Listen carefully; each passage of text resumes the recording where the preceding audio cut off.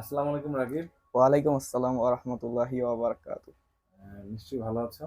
আছি আলহামদুলিল্লাহ। আপনি কেমন আছেন? এই তো আছি। বুঝতেই পারছো প্রচন্ড গরম, তাই না? জি, কয়েকদিন ধরে? আজকে একটু অনেক বেশি গরম। হ্যাঁ, আজ গতকাল বেশি গরম ছিল। এর হ্যাঁ, আগে এত ছিল না কিন্তু। হ্যাঁ সেটা ঠিক। তো আহ, আজকে কোন বইটা রিভিউ দিবে তুমি? আমি আজকে রাগ নিয়ন্ত্রণ করুন বইটি রিভিউ দিতে চাই। বইটির লেখক হচ্ছেন আবু জারিফ। আচ্ছা। বইটি আমি পড়েছি এই একদিনে অবশ্য শেষ করতে পারছি। এটা অনেক ভালো একটা বই। বইটি অনেক তথ্যবহুল। আর এখানে যেহেতু শিরোনাম থেকে আপনারা বুঝতে পারছেন যে রাগ কিভাবে নিয়ন্ত্রণ করতে হয় সে সম্পর্কে এখানে বলা হচ্ছে।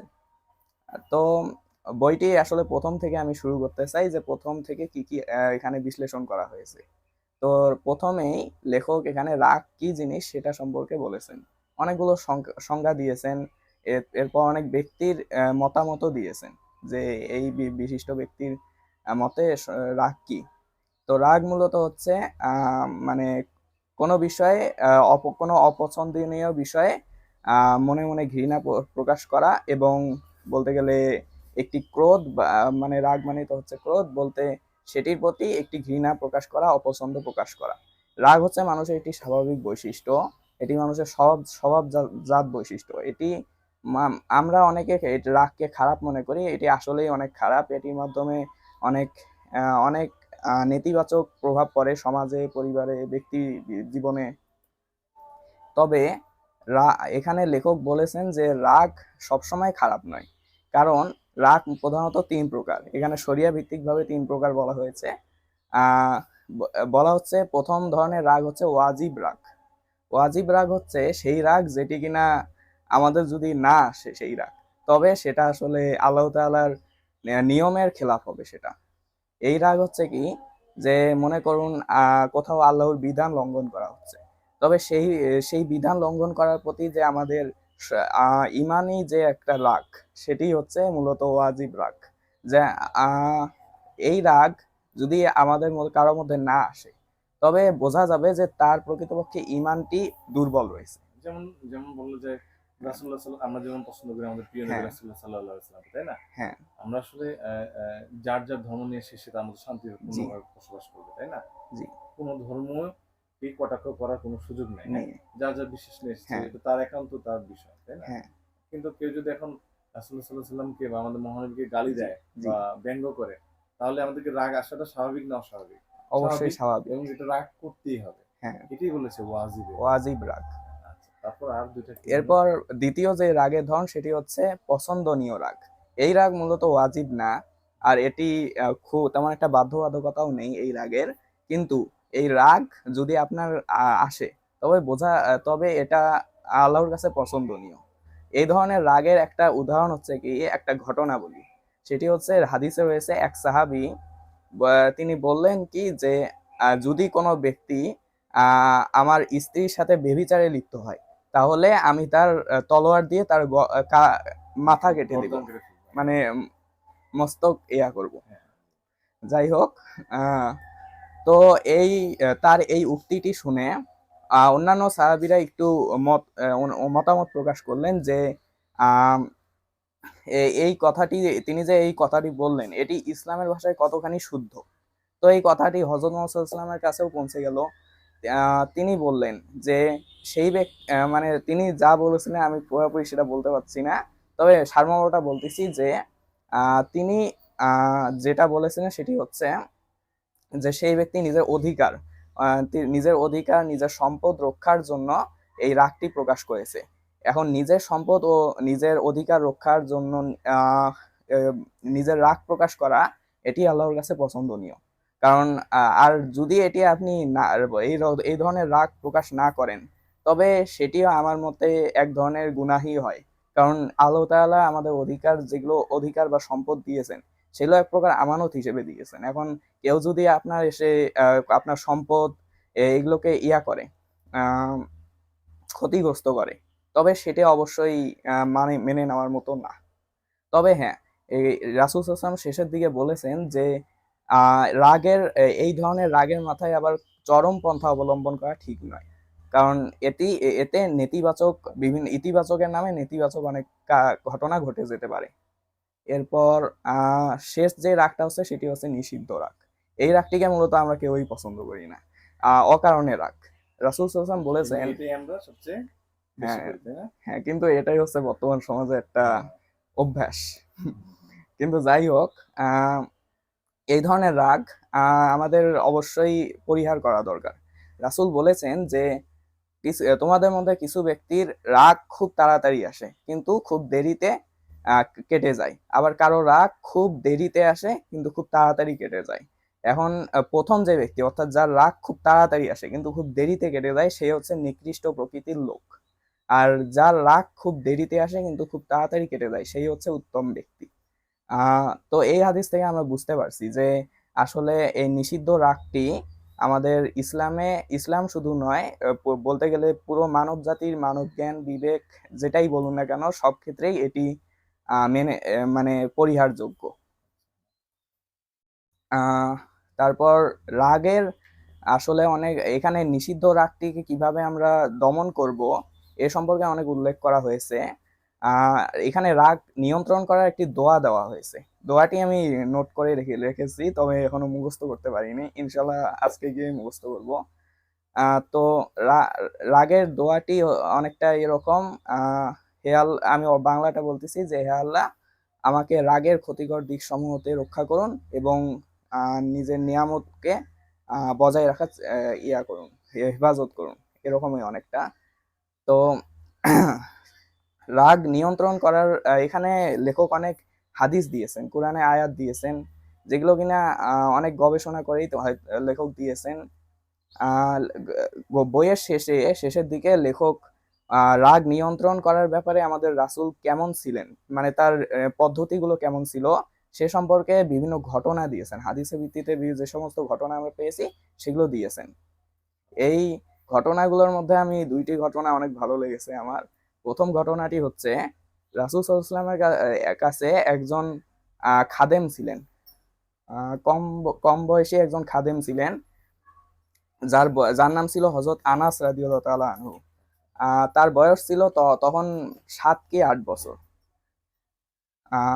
7 কি 8 বছর।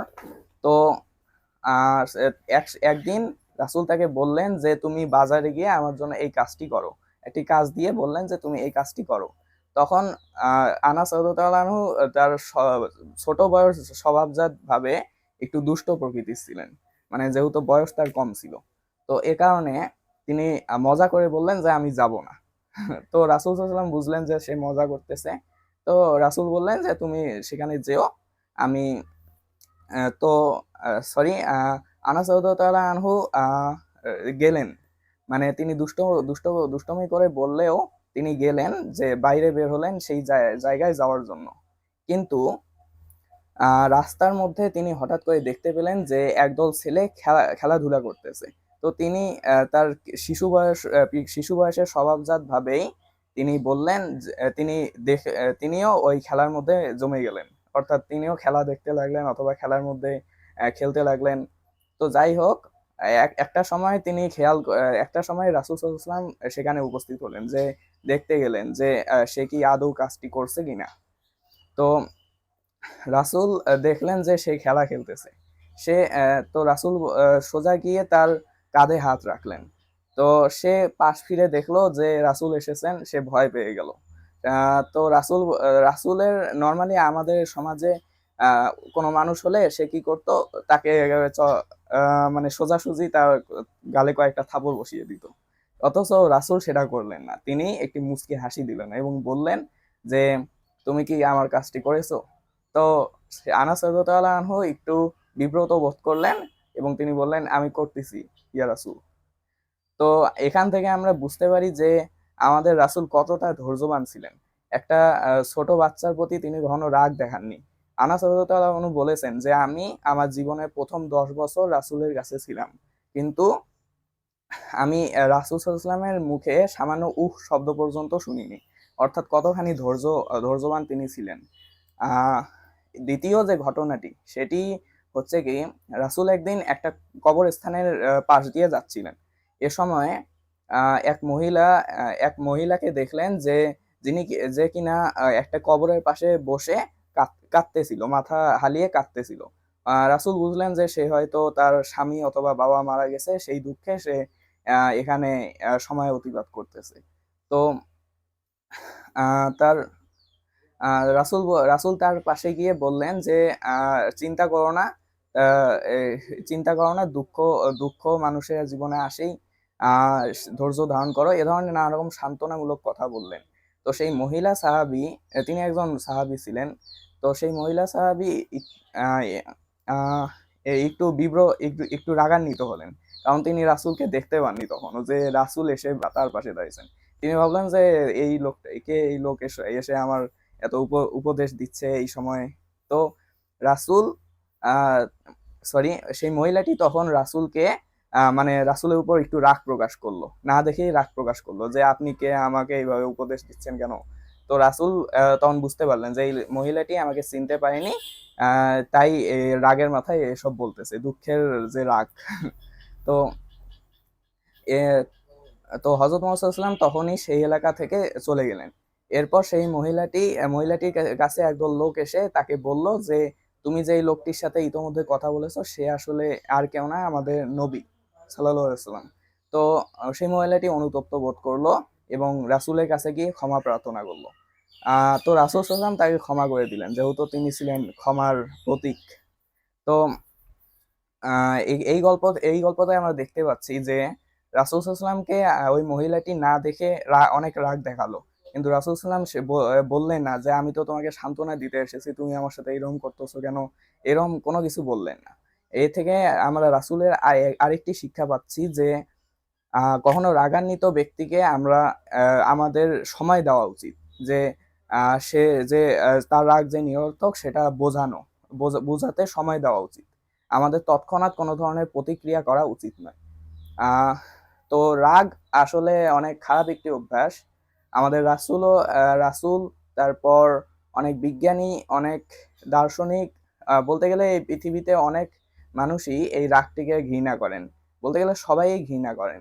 কারণ রাগ আসলে যাবতীয় নেতিবাচক ঘটনা, যাবতীয় নেতিবাচক দৃষ্টিভঙ্গির মূল কারণ। উদাহরণ হিসেবে বলা যায় যে জন হান্টার নামে একজন বিজ্ঞানী ছিলেন, তিনি অনেক আগের ছিলেন, সম্ভবত 18 শতকের। তো সেই বিজ্ঞানী, সরি, তিনি ছিলেন ডাক্তার এবং একই সাথে বিজ্ঞানীও ছিলেন। তো সেই ডাক্তার ছিলেন খুবই রাগী প্রকৃতির। তো তিনি শেষ মুহূর্তে যখন মারা যাওয়ার তার সময় এসে গিয়েছিল, তখন তিনি তার সঙ্গী সাথীদের বলতেছিলেন যে আহ তোমরা দেখেছো যে আমি আমার রাগ কত, আহ, আমি রাগ দেখিয়েই জীবনটি শেষ করে দিলাম। এখন আহ, অথচ আমাকে কেউই পছন্দ করে না, এরকম একটি কথা বলেছেন। তো রাগী মানুষকে আমরা আসলে কেউই পছন্দ করি না, কারণ রাগ মানুষের প্রকৃতপক্ষে সবচেয়ে খারাপ দিকগুলোর মধ্যে একটি। আহ রাগের যদি একটি বৈজ্ঞানিক ব্যাখ্যা দেওয়া যায়, তাহলে রাগ মূলত হচ্ছে আমাদের আমরা যখন রেগে যাই, তখন আমাদের পাকস্থলী, যকৃৎ, এ সমস্ত এলাকা থেকে অ্যাড্রেনালিন নামক এক ধরনের হরমোন নিঃসরিত হয়, যা কিনা আমাদের স্বাস্থ্যের জন্য খুবই ক্ষতিকারক। এরপর অ্যান্ড্রোফিন নামক এক ধরনের হরমোন নিঃসৃত হয়, যেটা কিনা আমাদের রাগকে আরো বাড়িয়ে তোলে। রাগের সময় আমাদের সবারই দেখা যায় উচ্চ রক্তচাপ, তারপর উচ্চ হৃদকম্প ইত্যাদি নানান রকম সমস্যা দেখা দেয়। আর এই রাগের কারণে নানা রকম রোগও তৈরি হয়, যেমন অনিদ্রা, তারপর আম, অনিদ্রা, ইভেন ডায়াবেটিসেরও রাগের একটা অন্যতম রোগ হচ্ছে ডায়াবেটিস।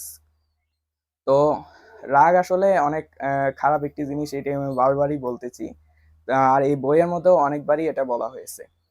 আহ, রাগ আসলে রাগ নিয়ন্ত্রণ কিভাবে করতে হয় এ সম্পর্কে আমাদের রাসূল আজ থেকে প্রায় 1500 বছর আগে একটি সমাধান দিয়েছেন।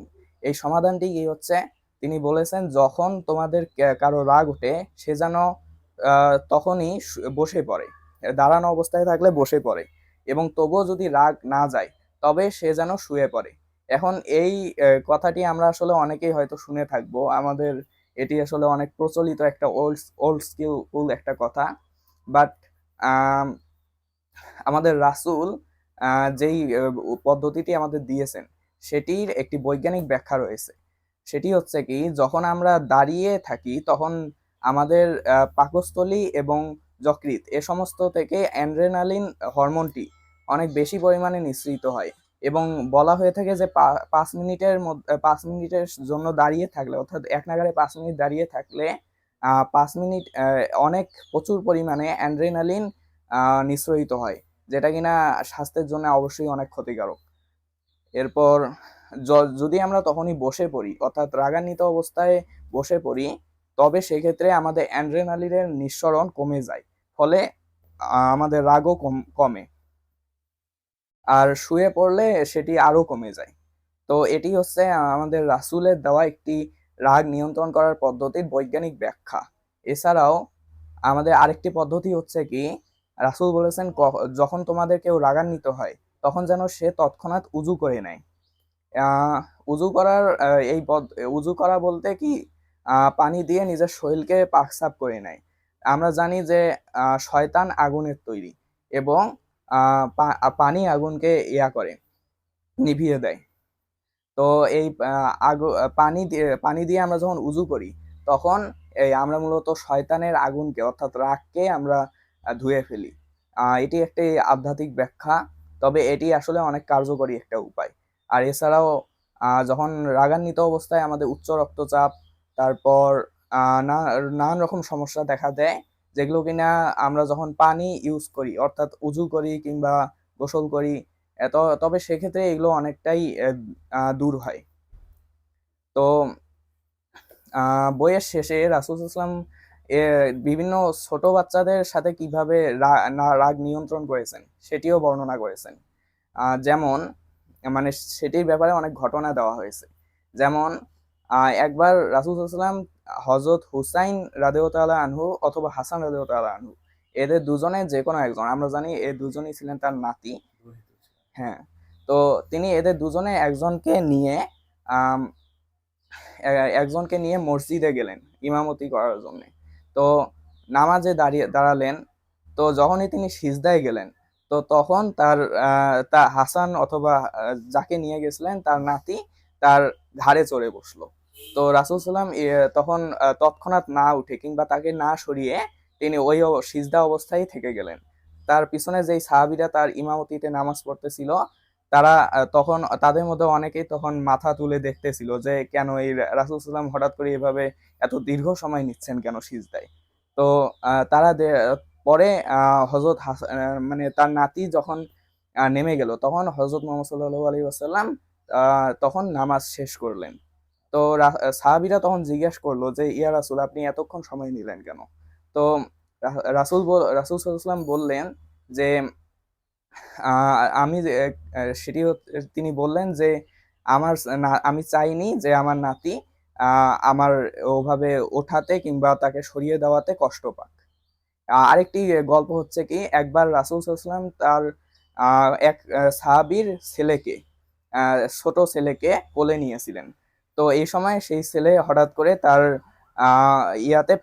তার কাপড়ে পেশাব করে দিচ্ছিল। তখন ওই সাহাবী তার সেই ছেলেকে টেনে নেওয়ার চেষ্টা করলো। তখন রাসূল বললেন যে, না, তাকে তার কাজ সারতে দাও। আহ তারপর যখন তার যে পেশাব করা শেষ হয়ে গেল, তখন তিনি তাকে সরিয়ে নিজের কাপড় পরিষ্কার করলেন। তো আমরা এটার থেকে বুঝতে পারি যে রাসূল কতখানি ধৈর্যবান ছিলেন, কতখানি তার ধৈর্য ছিল, তার মহানুভবতা কত ছিল। আর আমাদের আসলে রাসূলের এই চরিত্র থেকে অনেক কিছু শেখার আছে। আর বিশেষ করে বর্তমান সমাজে আমরা কথায় কথায় রেগে যাই, কথায় কথায় আমরা পারিবারিক সম্পর্ক নষ্ট করি, বন্ধুত্ব নষ্ট করি। এগুলো থেকে আমাদের সম্পর্কগুলো নষ্ট হয়ে যায় এই হ্যাঁ, রাগের কারণে। হ্যাঁ, ইভেন আমরা নিজেদেরও অনেক ক্ষতি করে ফেলি। অনেকে রয়েছে রাগের মাথায় বই টই ছেড়ে, নিজের জিনিসপত্র ছেড়ে। নিজেরও ক্ষতি করে, হ্যাঁ, দেহেরও ক্ষতি করে অনেকে। হ্যাঁ। তো এটা প্রকৃতপক্ষে আসলে আমাদের মেন্টাল স্ট্রেসের মধ্যে পড়ে হ্যাঁ, সে, তাই না? হ্যাঁ, অবশ্যই। তো এটা প্রকৃতপক্ষে আমাদের বলতে গেলে শয়তানেরই একটা ওয়াসওয়াসা, যেটিকে বলা যায় একভাবে। তো আমাদের অবশ্যই রাগ থেকে নিয়ে থাকতে হবে, দূরে থাকতে হবে। তবে হ্যাঁ, আমাদের যে ওয়াজিব আর রাগগুলো রয়েছে, পছন্দনীয় রাগ, সেই রাগগুলো আবার রাসূল সাল্লাম অনেক পছন্দ করতেন। অনেক পছন্দ বলতে কি, তিনি এগুলোকে নিরুৎসাহিত করেননি, কারণ এগুলা যেহেতু আমাদেরকে বরং আমাদের ইমানকে আরো তরতাজা করে, আমাদের ইমানকে আরো শক্তিশালী করে, অন্যায়ের বিরুদ্ধে আরো শক্তিশালী করে। এর একটা উদাহরণ হচ্ছে কি, একবার এক মুনাফিক, অর্থাৎ যে কিনা উপরে মুসলমান সেজে থাকে কিন্তু ভিতরে ভিতরে তার ইমানে কালিমা লিপ্ত থাকে, এক ইহুদ এক ইহুদি এবং সেই মুনাফিকের মধ্যে ঝগড়া বাঁধলো। এখন সেই মুনাফিক আর ইহুদি মিলে কি করলো, রাসূলের কাছে গিয়ে বিচার চাইলো যে ইয়া রাসূল, আমাদের মধ্যে বিচার করে দিন। তো রাসূল সাল্লাল্লাহু আলাইহি ওয়াসাল্লাম ছিলেন ন্যায় বিচারক, তিনি কখনোই অন্যায়কে সমর্থন করতেন না। তো তিনি তার বিচারের রায় গেল ইহুদির পক্ষে, আর প্রকৃতপক্ষে ইহুদি ছিল নির্দোষ আর মুনাফিক ছিল দোষী।